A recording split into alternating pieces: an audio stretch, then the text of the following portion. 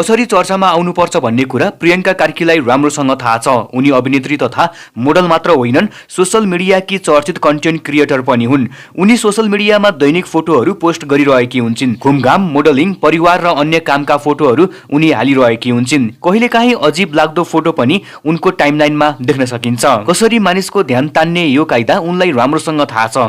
प्रतिनिधि सभा चुनावको बेलामा त उनले मतगणनादेखि नै उम्मेद्वारको अपडेट समेत फेसबुकबाट गरिरहेकी थिइन्। अहिले मुलुकमा ग्यासको सङ्कट चर्किएको छ। यो परिस्थितिमा उनले फेसबुकमा ग्यास माथि बसेर फोटो खिचाएकी छन्। उनले उक्त फोटो सेयर गर्दै अहिलेको परिस्थितिप्रति व्यङ्ग्य गरेकी छिन्। जिस्किँदै प्रियङ्काले लेखेकी छन्, ग्यासको अहिले एकदमै डिमान्ड छ अरे नेपालमा, सजिलै पाइँदैन अरे, अब चाहियो भने सम्पर्क गर्नुहोला। हल्का रमाइलो र नेपालको वर्तमान परिस्थितिलाई ह्यासट्याग गरेकी छन्। तपाईहरूलाई पनि नायिका प्रियङ्का कार्कीले गरेको यो रमाइलो पोस्ट देख्दा कस्तो लाग्यो कमेन्ट गर्नुहोस्।